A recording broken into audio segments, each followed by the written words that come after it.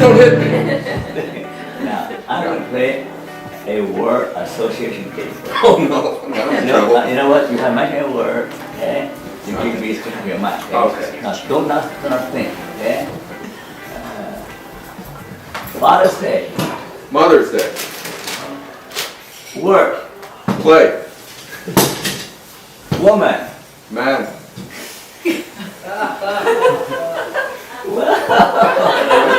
I thought that you were having a woman to say sex. 那刚才我们可以换easy way out. No sex week. Okay. So I don't want to bring more. I can get it. You're trying to catch me on something? Yeah. I want to say woman, sex, work, money, right? He was I good. said play. Okay. Now, next victim. So, No, why don't you do Francis on 9 he get away this time. Yeah. Okay. Everybody else Oh, this is a professional now. No. Yeah, I'm a ringer. Always a ringer. Yeah. So you used to be a contractor. Yep. Did you make a lot of money as a contractor? Sometimes. Sometimes not. So you want to do concerts, right? Yeah, But there's no money in concerts. that's right. Yeah. So how do you do that? Why do I do it? To give my life meaning. Now, do you think concert is a more meaningful job than being a contractor? For me, it is. Yeah. So what does meaningful work means to you?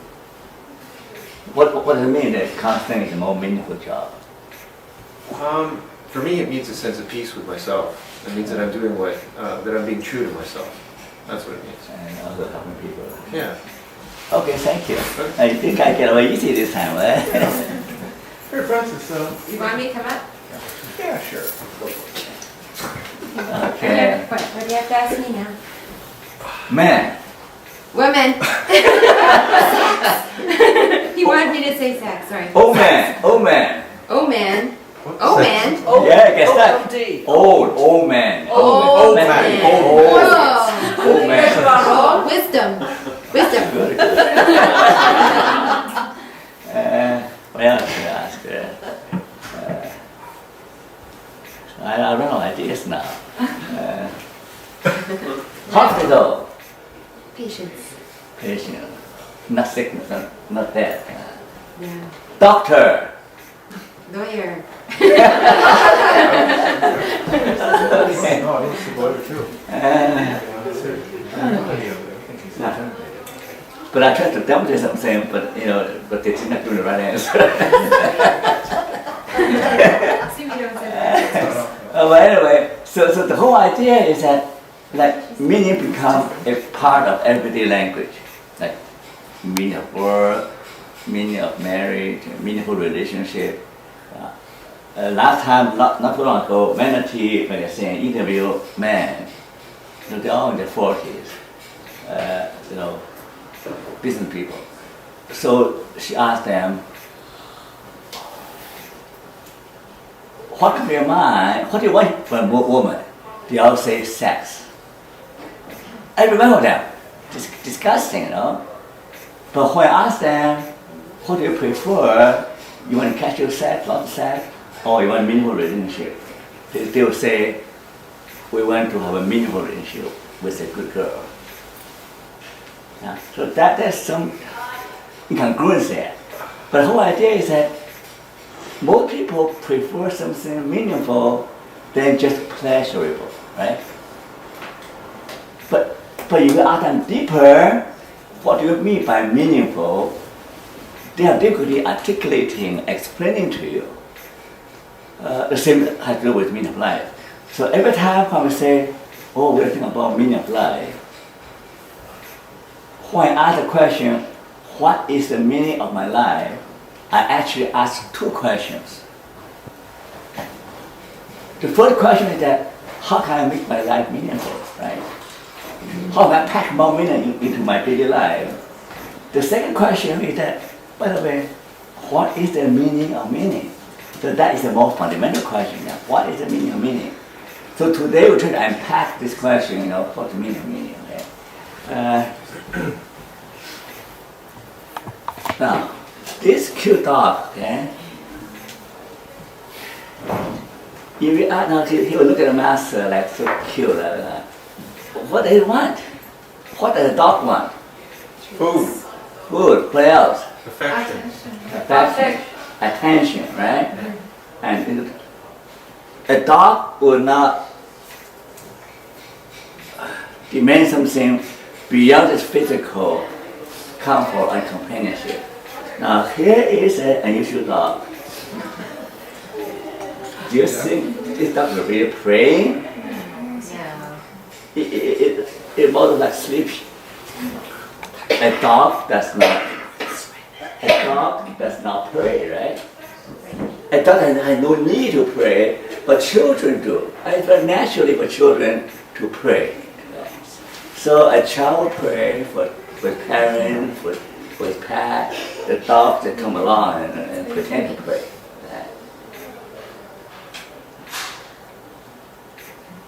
Are robots smarter than human beings? How many people have seen a movie robot? Scary, huh? Yeah. They can be very smart, very efficient. But what's the main difference between robot and human being? One doesn't need as much servicing. The feeling. Emotion. Feeling. They don't go on strike. Sense. They don't think. Well, The brain, they don't have feeling. Emotion. Their brain, you build them. they have brain, sure. They have the same Robot, as they you have are. brain. A robot is programmed by a human being, but a robot cannot program a human Yeah, being. but now Yeah. the second generation of robots can program itself. Yes. Well, it can refurbish itself, but it can't They're reprogram itself with new reprogramming itself. information. Still not as good as. But it's a tough question, though. Yes. No, I'm just thinking that maybe no matter how much programming can do, all the things, the root things, it just codify stuff, which human brain, there's so many emotion stuff you cannot codify. So, thank you. So, robot's life is a digitized life, right? Codified, digitized. But human is different. Human has. Yes, this is Very good. Okay, well, I know he's contrarian. He always is a picture. I like him that way.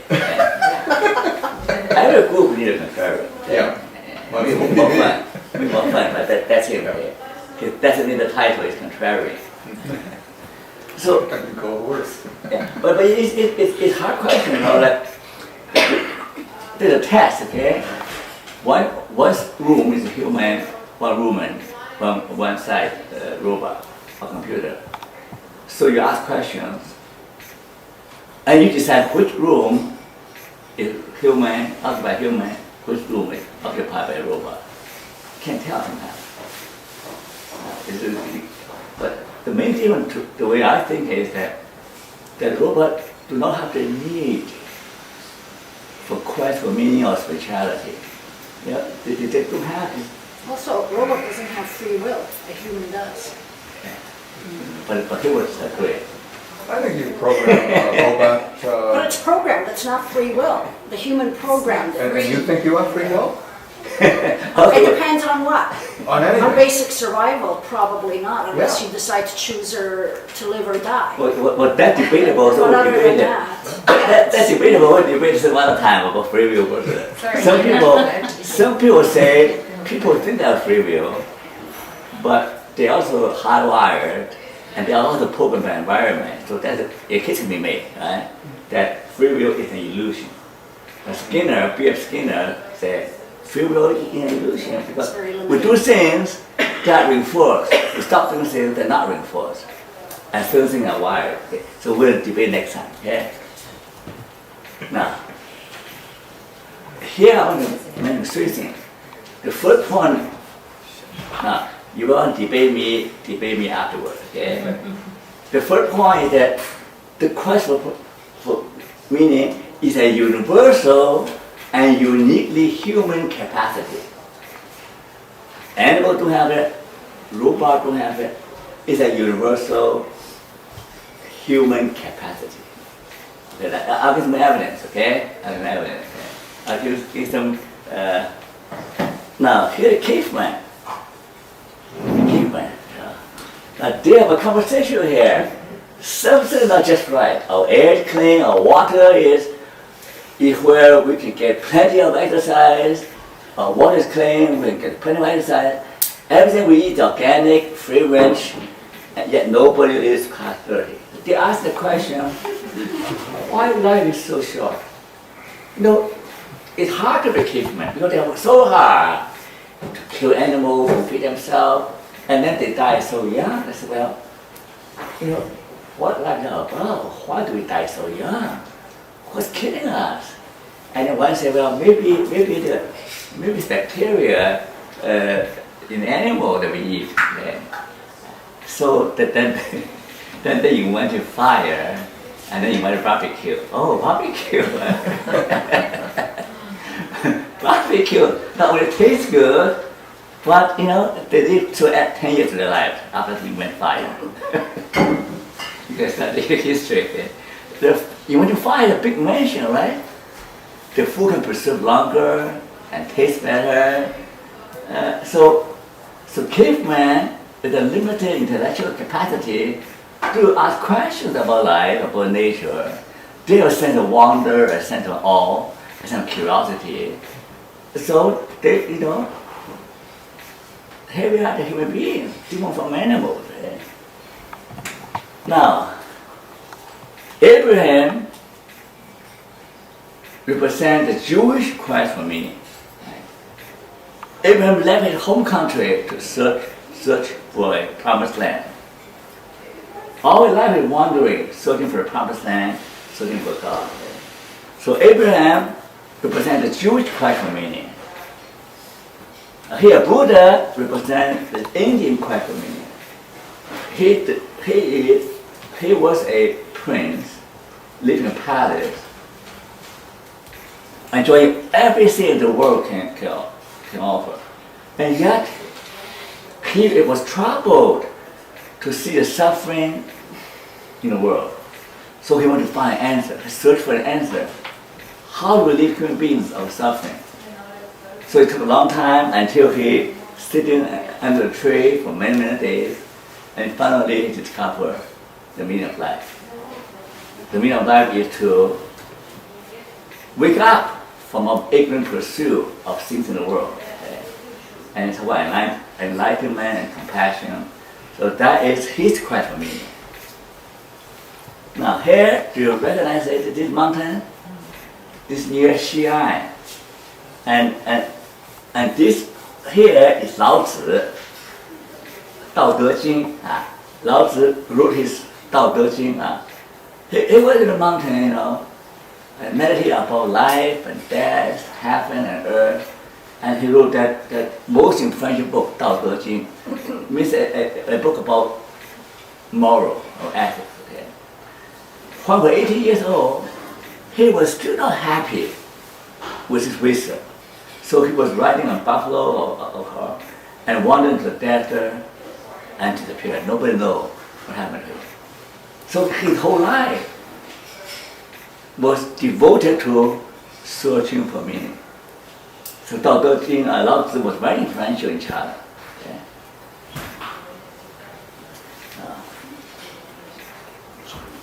Yeah.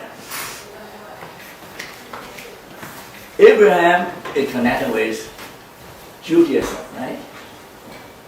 Buddha is connected with the religion of Buddhism. Lao Tzu is connected with the religion called Taoism. Taoism is philosophy and religion.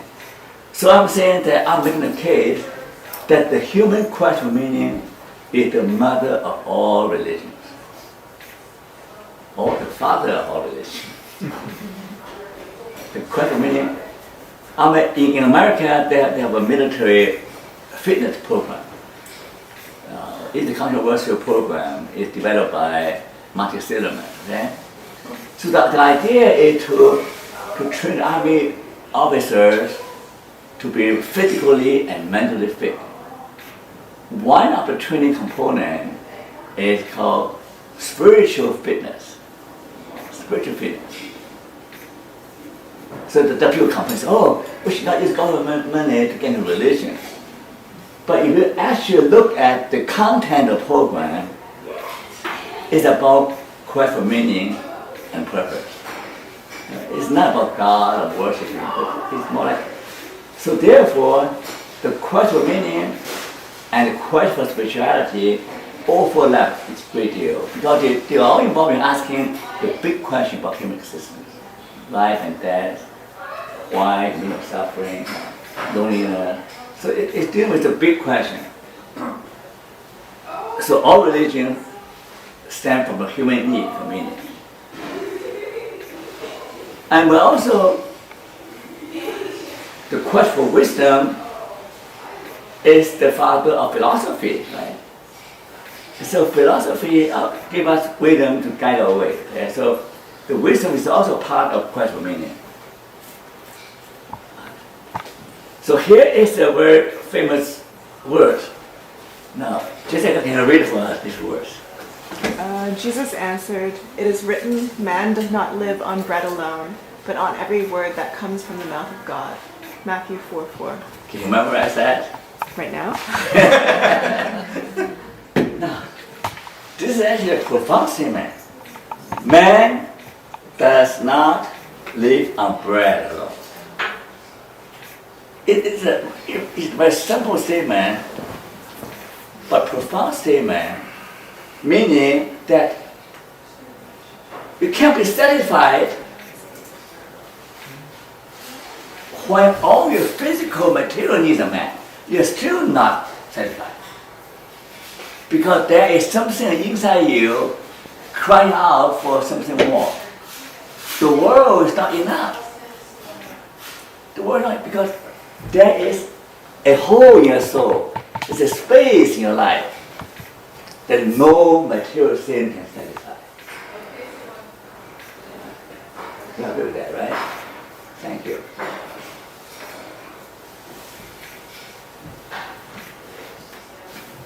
All of us have some spiritual need, right? Some higher need. Right? Now, this is the famous Maslow's need hierarchy. Before, he only have this physical, physiological need, security need, social need, self-esteem, self-actualization. When he get older, he discovered that human beings also have a spiritual need. Self-transcendence means the need for spirituality, the need for meaning. They shouldn't transcend all other things. This same statement as Jesus' statement that man cannot live, or woman cannot live on bread alone. Now, so you look at this picture, what that image is? What's that image? Come on, quick, Michael. What's the image? Like a yarn. Yard bowl. It's It's like a a knot, yarn right? of It's rubble. a knot. it's a big knot, right? Big knot. You know, often people have problems in their life. You know why?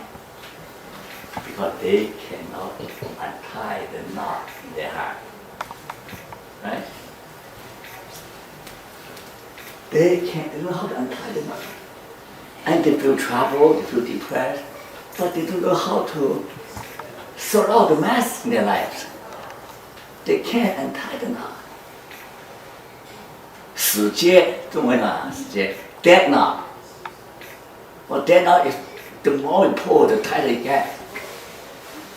That's why when they counselor, right? See, they love the mess, right? They don't know how to sort it out, so they come to sleep, right? So you have the answers? Some of them. And you are in what they call Howard School? No. Not you are. No. No, someone else, she's not here. I'm not here. Okay. Somebody is using Howard School, right? Now, medical see how they like the mess. Christine, right? Christine, the one. Kirsten.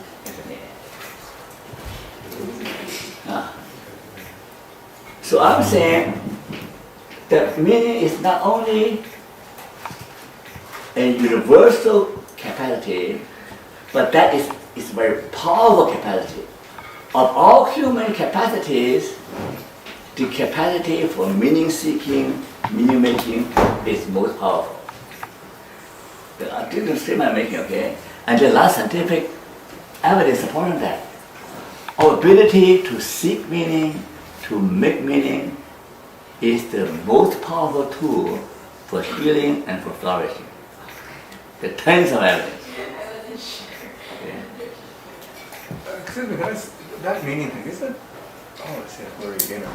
When you take a look at that Maslow hierarchy of needs chart, the meaning thing doesn't also depend on where you are in life. Like meaning, if a lion is chasing you, the meaning is to you is to get away from the lion. Whereas if you have all of those lower level ones, then your meaning kind of yeah. So it really depends on Meaning where you holistic. Meaning holistic. Okay. Yeah. Let me give an example. Okay. Give an example. When you see a dog sitting there, okay, what goes to your mind? Be honest. When I see a dog, big dog, what goes to your mind? Is it safe, right? You ask yourself, does this big dog, is it safe, okay? Will he bite me or will he friendly dog? So that appraisal means you are assessing the meaning of the situation, right? So for every protection, meaning give you protection, right? And you say that you feel safe in the car, being crowded by other cars, right? So I just want to be able to get away fast. get out of that. People, to survive, you always engage in the process of appraising the situation. Is it safe? Is it harmful? Or is it beneficial? The three basic primary appraisal. Okay? The primary appraisal. All people have to do that. To survive, you need to assign meaning accurately, right? If you say, oh, this is a good dog, you get called, boom, they bite you, right? So, ability is meaning, you need meaning to survive. And you need meaning to survive anything. I will survive anything if you have a reason for living. Now, Linda can tell you, you work in hospital, right? Most doctors believe that how fast a patient recovers from surgery, or how fast a person recovers from coma, depends on whether this person has the will to live, right? They always talk about the will to live.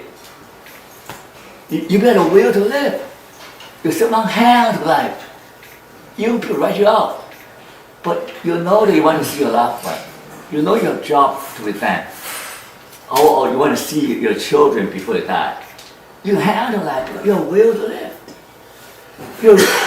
To translate the will to live means, Frankl called that the will to mean. There's something meaningful, there's some reason to live, to survive. If you have no reason to live, then Frankl discovered in concentration camp that people that perish very quickly. Because you have no reason to live. If you have reason to live, you can bear almost any harm. This is Nietzsche's statement, but Frankl uses it all the time. So you know what? If you know why you are here, why you are suffering, why you are going through difficulty, then you can undo almost any problem. Then you can any problem because you have a reason for survival. Okay. So you not only need meaning for healing, for protection, you also need meaning for happiness and for joy, for fulfillment, for living a rewarding life. So the positive side of meaning means purpose, understanding, and enjoyment. So if people ask you, what is the meaning of meaning? That's the answer, right? Meaning means purpose. Meaning means understanding. Meaning means responsibility. Meaning means enjoyment. And now I'll explain to you why. Okay? So you will say, oh, meaningful work. Meaningful work means the work is consistent with the life purpose, right? The meaning, the work is meaningful to you because you understand what's involved. You know this inside out. And you have sense of ability that you can do a good job. You enjoy what you do. Right? You enjoy what you do. And meaningful work is the work you enjoy doing, even without pay. Yeah. For meaningful work, work like play, right? Work, play, right? Now let's see what purpose means here. Now, purpose is the key. It's the main point for meaningful life. Purpose. First, purpose gives a direction. Where are you going? There's a game called Journey, right? In desert place. Video game, Journey. You find yourself in a big desert. So which direction are you going? The direction you choose result in different encounters. Right? Now many of us choose to come to Canada rather than the United States. If I went to the United States, my life would be very different. If I stay in China, my life would be different. Many of us here choose to come to Canada from other countries. The direction you choose will affect what happens to you in your life. The second thing of purpose is your sense of calling. This is my calling. I'm called to be a doctor. I'm called to be a psychologist. I'm called to be a wife, a housewife. You know, it's a sense of calling make your work more enjoyable. Okay? If you do just an obligation or duty, then you don't have the same enjoyment. Give you objective and goal, priority, core value, all to give you a sense of significance and give you a reason for living. So a purpose includes all those elements. A purpose of life, a purpose-driven life is a powerful life. A purpose-driven life is a life with energy and with focus. A purpose-driven life is a successful life because you know what you're trying to do, right? You're not wandering. You know, rolling stone gathering no moss, right? You can see me, a rolling stone gathers no moss, right? Well, I don't know what is appropriate, but that comes to mind. So you have purpose, then you're rolling stone, you're rolling towards one direction. Well, anyway, so that's the understanding there. Now here, you know who you are, you know other people. Right now, in industry, they've been talking about EQ, emotional intelligence, right? Like in Daniel Goleman. Yeah. Daniel Bowman, another the guy at Google, he used Daniel Bowman's work and applied to teach the Google workers. So actually, see, emotional intelligence is part of the ability to understand people. Right? To understand other people, you often more than understanding people's emotions. You must understand people's intention and their values, their culture. So understand other people make your life a lot easier, make your life much richer. We're living in a multicultural society. You say, oh, I don't want to associate with anyone that's different from me, that's different culture. Then you isolate yourself, you put yourself in a box. There are many people put themselves in a box. But they are afraid of meeting people from different cultures. Right? So meaning of life coming from understanding other people, wherever it might be from. And also understand the demand of the situation. Now, Frankl reached a very interesting point. He said, do not ask about meaning of life, but asking about meaning of the situation. Your life will be meaningful if every situation is meaningful. Right? You may, oh, what's the meaning of my life, big life? Then you're intimidated, oh, it's so difficult. But now you rephrase it about what's the meaning of this situation. Now you're in a situation here, right? If you understand the meaning of the situation, then you feel life meaningful. This lady, Joyce, is Joyce? Great. Great. Now, Great is a hiker. She hikes all over Ontario. That's meaningful to you, right? Yes. Why? Because I got to appreciate the nature as a whole. And also the team, huh? Yes. Yes. Meet people. With people, and so that is it's hard work, right? It's sometimes hard work, Yes. Yes. Yes. Fulfilling. but it's fulfilling, right? It's hard work but fulfilling. So the situation, she liked the situation because that's fulfilling.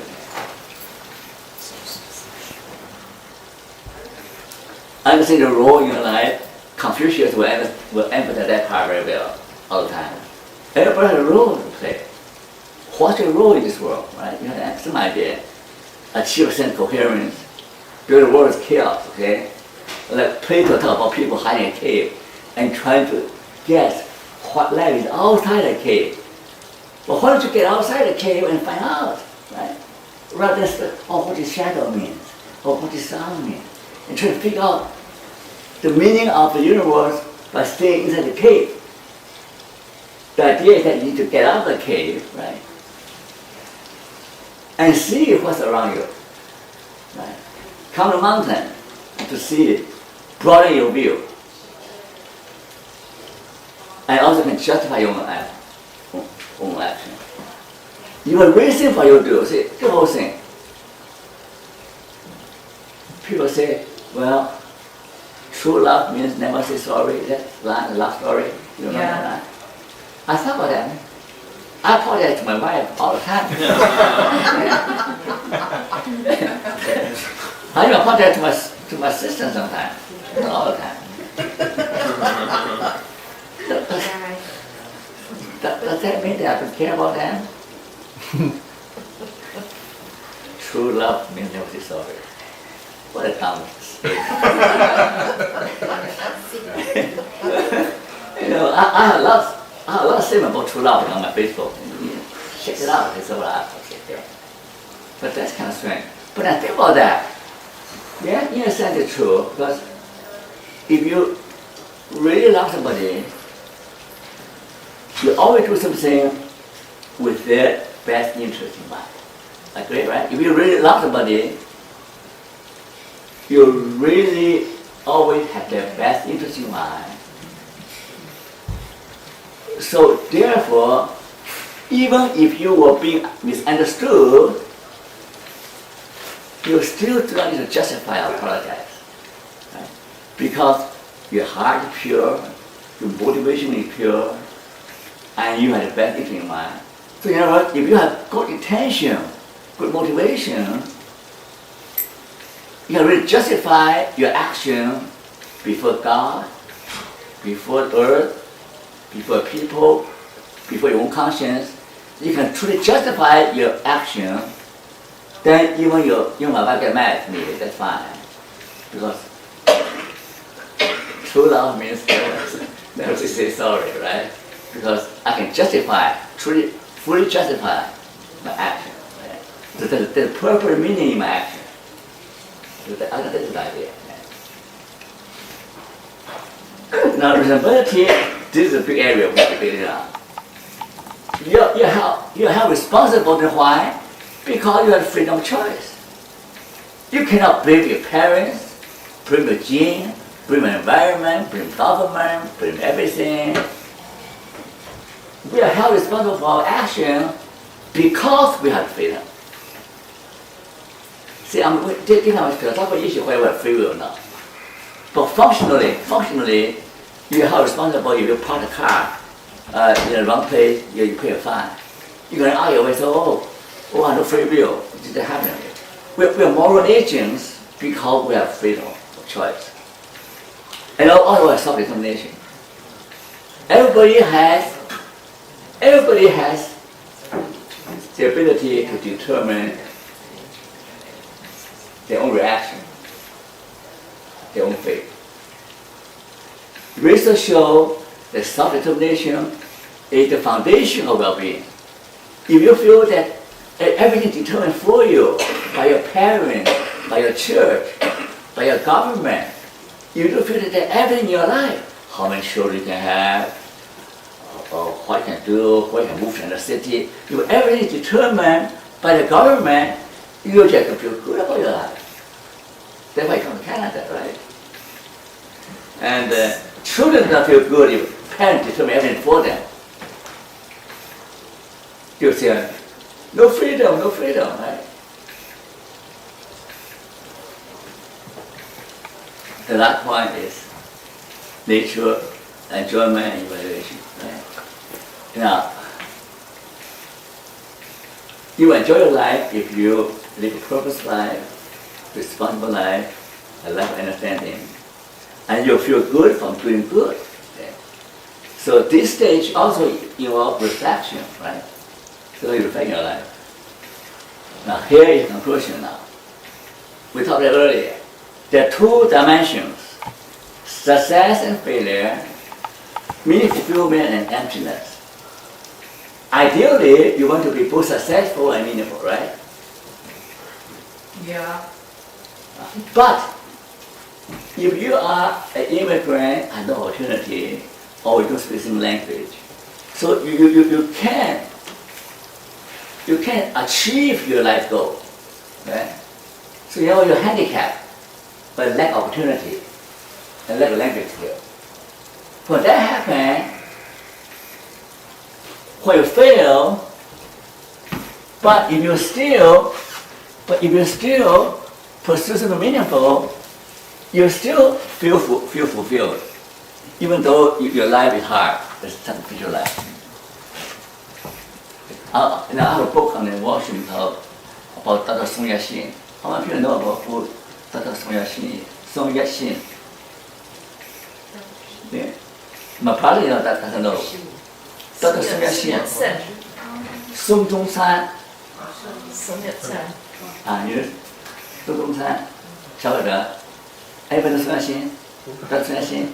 Now he's a guy who's a medical doctor, a smart man, but he has this aspiration to overthrow Qing dynasty and the Third Republic, so people have a freedom, democracy like Western countries, right? So he got his calling, but hard life. Many of his friends, young, intelligent, from good homes, died for the revolution. They didn't succeed, but they died happy. They died for a cause. And many people in life, if you say, well, I should do something meaningful,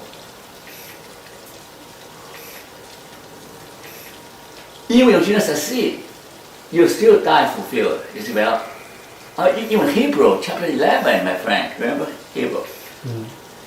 That the heroes of faith, many of them never reached the city they want to go to, but they die happy. Because they're pursuing purpose. Even though you did not get there, Moses did not get into the promised land. Right? Moses, in the story of Moses, he never get into the promised land. They struggled, wandering in the desert for many years. He never made it. But he still died happy. So that's why meaning is very important, because if you pursue a meaningful life, it doesn't matter whether you succeed or fail, you still die happy. And meaningful life is not easy life, but it's worthwhile life. So you'll die happy regardless of what. Okay, thank you, that's it.